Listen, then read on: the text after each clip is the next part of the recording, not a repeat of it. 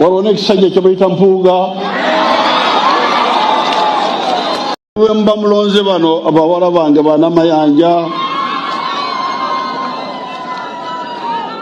Oli omulala n'erinnya sirimanyi.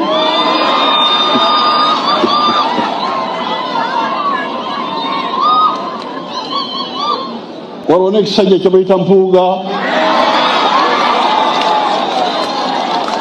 Oluvannyuma lw'ebintu ebyenjawulo ebyatuuse ku w'ekitiibwa Honorable Mpuuga, akatambi k'entandise nako abangi batandise okuba nga bakatambuza wano na wali nga bagattako ebigambo nti awo omukulembeze w'eggwanga Mwami Yoweri Museveni yali agenda maaso okuba nti endoosinga ow'ekitiibwa Mpuuga. Ebyo bibadde by'abantu badde batambuza akatambi ako. Wabula akatambi ako si ensonga lwaki tuze.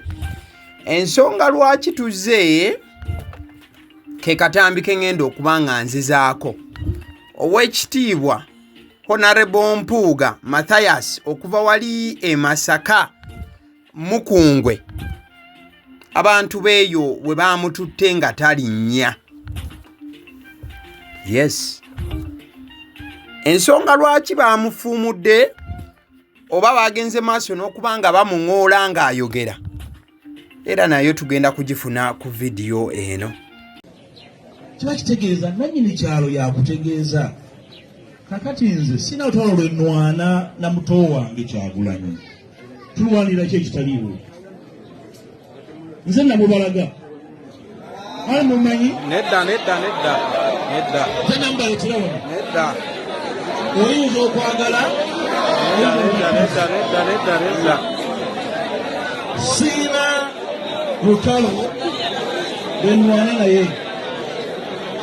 Olwaleero 19 January 2025. Nedda. Tujjako wano mu January 26.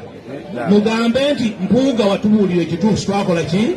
Twawulira. Wakati nga abantu b'e Masaka Honorable Mpuuga be yabadde ayogereramu nti ye yabaleetera His Excellency Bobi Wine oba Kyagulanyi, bamuŋodde ne bagaana ebyo.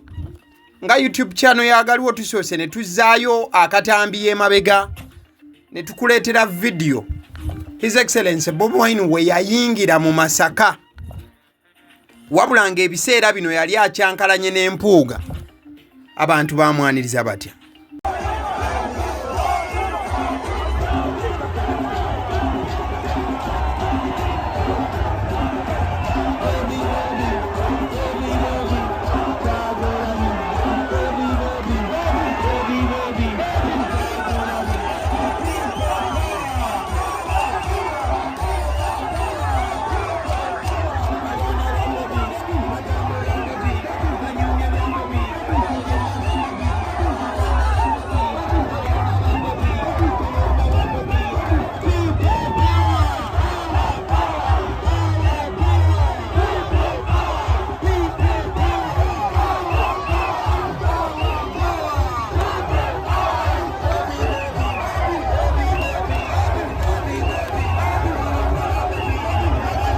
Awo nawo nga tusoose ne tuvaawo.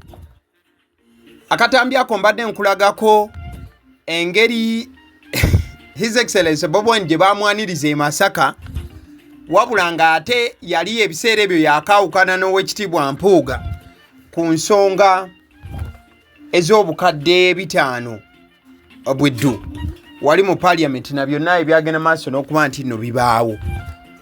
Awo tuba nga tusoose ne tuvaawokko, njagala nkutwale nkulage Bobi Wine engeri gye yayanukuddemu ow'ekitiibwa Mpuuga bwe yabadde wali mu United Arab Emirates, gy'abadde yagenda ne Kapere n'abalala ku byonna bye ngenda okunyonyola maaso awo.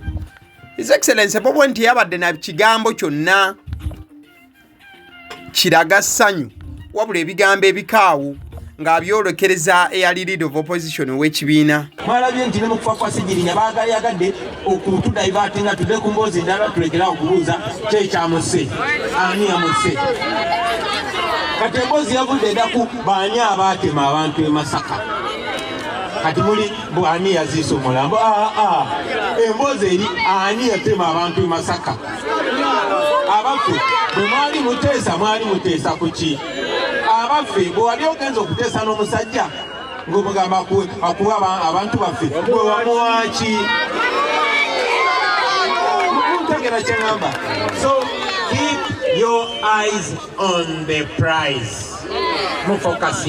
Mufokasinge byabadde bigambo bya His Excellency Bobi Wine byabadde aweereza butereevu ow'ekitiibwa Mpuuga ng'akyayongera maaso n'okuba nti amuteeka ku kikaliriro ky'okumubuuza biki bye yateesa ne gavumenti okubeera nga eta Honorable Sseggirinya bwe yali ng'akyali mulamu ng'ayagala okufuna bail wamu ne Honorable Alan Sewanyana mu buufu obufaananako bwe bityo. Kati katutandike story eno mu bujjuvu. Byatandise bitya era byatuuse bitya wano. Mu kifaananyi ye His Excellency Bobi Wine ng'ayaniriza ow'ekitiibwa Muwanga Kivumbi ku kifo Honorable Mpuuga kyabaddemu okumala akabanga ekyobwa Deputy President w'ekibiina ki National Unity Platform mu bendo lya Buganda okutwaliza awamu. Ekyo kye kifaananyi ekiraga nti ye ow'ekitiibwa Mpuuga ebibye ne NUP birabikanga byakomye ne Sekukuma yenna.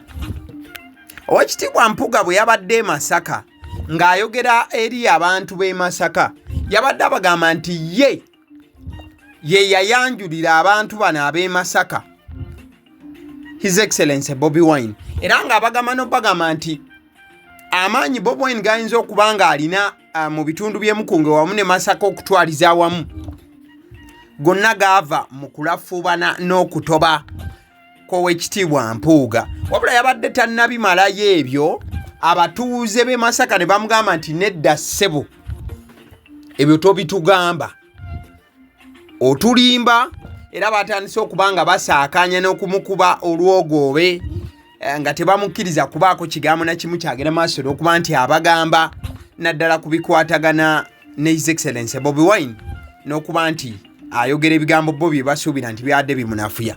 Bwe tugenzeeko ne tukebera omukutu gw'owekitiibwa Mpuuga yanyiize ku mukutu gwe ogwa X oba Twitter yajjeeko ebintu byonna ebiraga nti alina akakwate ne National Unity Platform. Emabega waliwo obadde okebera obadde olabira ddala nga ye Deputy President owa NUP mu Buganda. Ebyo byonna na buli kakwata aka NUP yabisanguddeko, era bw'ogenda n'osoma omukutu gwe kuliko Parliamentary Commissioner, ex-leader of the opposition at Parliament Uganda, National Coordinator, the Democratic Alliance, MP Nyendo Mukungwe. Ekiraga nti buli kantu konna akabadde kamuleetera okubanga kamukwasaganya ne NUP ebyo yabijjeko. Tusooke ku kifaananyi kino. Ekifaananyi kino kya nnaku 2 emabega. Owekitiibwa Mpuuga yasisinkanyeeko n'abamu ku bakulu mu NUP okuli mukulu wa Bobi Wine amanyiddwa nga Chairman Nyanzi, era beebaawo nga beesika mu mikono. Kuno no kwabaddeko ne SG Secretary General omukulu David Lewis Rubongoya, bonna bakulu okuva mu kibiina ki National Unity Platform. Omukulu we yasinkanye bano ku mukolo ate yagenze maaso era kuba nti abayitako, yagenze maaso era okuba nti asika nabo oba abasikamu ku mikono. Wabula abakulu bano nga bo balaba mu kifaananyi ow'ekitiibwa Mpuuga ne Abed Bwanika ojja kujjukira nti tebateŋŋana, era enteekateeka zonna ze bazze batambuza bazitambuliza wamu. His Excellency Bobi Wine yabadde tannasitula kuva mu ggwanga, bano yabayisizaamu eggaali. Yakoze post oba tweet ku mukutu gwe n'agamba nti the Baganda call it emmandwa bwanika, the English call it a Freudian slip.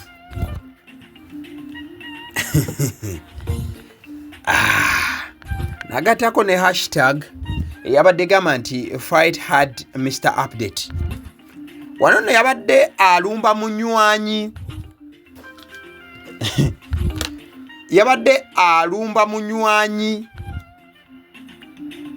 wa Honorable Mpuuga amanyiddwa nga Bwanika ng'ayongera okumuyitira ddala emmandwa ewedde emirimu. Abanyimanyi ebyennono oba ebintu ebikwatagana n'emisambwa mizimu n'ebiringa ebyo musobola okukakasa butereevu nnyo nnyini ddala ekigambo mmandwa na byonna ebikyetoolodde ki omukulu kyabadde agenda maaso kubanga ategeeza. Kale abo tuba nga tuvuddekoko awo abifaananyi byogera maaso okuba nti olaba bya His Excellency Bobi Wine wamu n'omukulu Kapere Rufotoose babadde nno mu United Arab Emirates bagendere maaso okuba nti no balyako ku bulamu wano na wali wabula ate era mukadde ke kamu ne basisinkana abantu b'omu United Arab Emirates side eyo era they were in a very jolly mood. In fact wenkoledde story ne dakiika eno saawa ziri 10:30 ez'akawungezi k'olunaku olwaleero ennaku zomwe ziri 2 January omwaka 2025 His Excellency Bobi Wine atuuse ku kisaawe Entebbe era ng'ajeetinze in ne Kapere gwe yagenda naye wabula mukyala wa Bobi Wine asobodde okuba nti ajja ku kisaawe okwaniriza bba His Excellency Bobi Wine wamu ne Kapere basobodde okuba nti no bakomawo luli baali badeparting okuva mu ggwanga wabula abakulu bakomyewo mu ggwanga nyaffe Uganda ate His Excellency asobole okuba nga addamu okubakana n'emirimu asobole okuba nti abakana n'emirimu mu ggwanga nyaffe Uganda mu buufu obufaananako bwe bityo. So they are in a jolly mood okuva wali mu United Arab Emirates gye balekedde bannayuganda nga bagenda maaso okuba nga bacacyanca ate eyo nno gye basisinkanidde bbiira ebya bbiira nayo byabaddeawo. Kale atukomewo Oweekitiibwa Mpuuga. Oweekitiibwa Mpuuga mu buufu bwe bumu gye buvuddeko yagenze maaso n'okuba nti atulaga oba yasisinkanye n'aba Electoral Commission akakiiko ako ak'ebyokulonda n'abagamba nti yakoze positawo ng'atugamba nti with other colleagues in Democratic Alliance we had an engagement with Uganda Electoral Commission on a range of issues that are key to the management of the electoral process ahead of the 2026 general elections. We believe that for any meaningful, acceptable, free and fair elections to be held, we need urgent political and electoral reforms to guarantee credible elections in the country. So Oweekitiibwa Mpuuga yasisinkanye n'abakakiiko ka Electoral Commission anti babeereko engeri gye bateeseganya okulaba nti tunaabeera n'akalulu akali feya ebitenkanika mwaka gwa 2026. Wabula we yakoze ekyo bangi bagenze maaso n'okuba nti bamulumbagana ne bagamba nti ekyo kyabadde tekigwanidde y'okubeera nti asisinkana abakakiiko k'ebyokulonda. Wabula His Excellency Bobi Wine olutuuse mu ggwanga bw'ati olutonye bwe tu naye atandikiddewo okubeera nga atembeeta ensonga ya Electoral Commission atya. His Excellency Bobi Wine wenkoledde eggulire lino akoleddewo post ng'akoowola bannayuganda okukwatagana obulungi n'abakakiiko k'ebyokulonda beeteekereteekere olugendo lw'okubeera nti bakebera enkalala z'abalonzi n'okukakasa obutuufu bw'empandiiso zaabwe oba engeri gye beewandiisaamu beeteekereteekera akalulu aka ka 2026. The road towards the protest vote begins today. Go verify your details, register to vote. If you are not registered or transfer to a new polling station, go to the nearest point. Nga Bobi Wine alaga nti bannayuganda kye kiseera mugende mutandika okubanga mukebera enkalala zammwe ez'okulonda mweteketeke. In fact artwork akozesezza wa Electoral Commission yennyini oba agenze maaso n'okubanga akozesa ebyo ebyateereddwa Electoral Commission ekiraga nti naye ali mu kukkiriziganya bulungi n'akakiiko ak'ebyokulonda ng'agamba bannayuganda bakawulirize bulungi okuva nga ennaku z'omwezi 2 lwe lwaleero paka February kati awo baadde bakalakata ow'ekitiibwa ogenda maaso n'okuba nti akwatagana n'aba Electoral Commission babeera nti babatunuulidde enkaliriza lwaki bakoze batyo. Kale ŋŋampa wano nkutegeeza ku ssomero lya Agape Christian School. Essomero lino lisangibwa Buwama, likyagenda maaso n'okuba nga liwandiisa abayizi, liviira ddala ku nursery mu bufu ofaananako bwe butyo. Ate ng'essomero lino lya kisulo, emmere ebeerawo ku ssomero, ate ng'emmere ye yaffe omwana gy'alya n'abeera nti ekiseera ky'okuyiga mu class tabongoota. Abasiddiyo omusonsozi ly'erinnya eryange. Agaliwo gwe mukutu kwe tuli likinga video eno mu buufu ofaananako bwe butyo. Mwebale nnyo, mwebalire ddala, Mukama abanjagalire nga baatalinona. Likinga video eno nkikugambye. Thank you.